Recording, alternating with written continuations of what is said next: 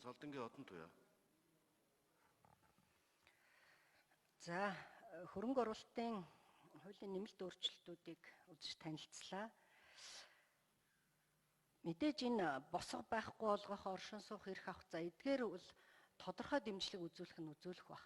Гэхдээ энэ асуудлыг шийдлээгээд хөрөнгө оруулалт ороод ирнэ гэвэл том андуурал.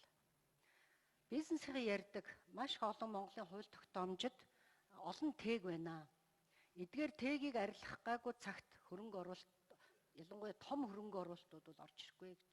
Тэгэхээр энэ чиглэлээр одоо том зургаар нь харж хийсэн тийм цаашдаа өөрчлөлт их одоо зорилго байна уу?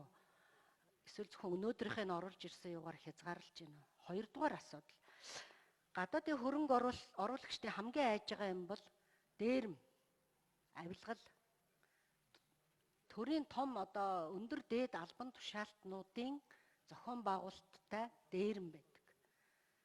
Одоо тэр Тони Блэрийн дүү заллуулсан гэл одоо дэлхийн хэвлэлээр Монголыг шившиг болгож байна шүү дээ. Хууль шүүхийн байгууллагатайгаа нийлж байгаад хөрөнгийн дээрэмддэг. Тэр нэг Солонгосын хөрөнгө оруулагчийг хилийн цаана байлгаж байгаад хөрөнгийн дээрэмдсэн гэж ярьдаг. Японы хөрөнгө оруулагчдыг олон кейс байгаа. Тэгэхээр энэ талаар судалгаа байна уу? Энэ чиглэлээр энэ тохиолдлуудыг хэрхэн яаж засаж сайжруулах юм бэ? Энэ талаар энэ одоо хуулинд тусгасан зүйл заалт байна уу? Бид нар ер нь цаашдаа зөвхөн одоо энэ жижиг бизнес гэхээсээ илүү 100 сая 1 тэрбумын том хөрөнгө оруулалтыг оруулж ирэхэд одоо энэ орчин ямар байх вэ гэдэг асуудлыг нэлээд ярьсан. Ер нь энэ Монгол улс, Монголын төрд итгэх итгэл, Монголын том улс төрчдөд итгэх итгэл энийг бид яаж сайжруулах юм?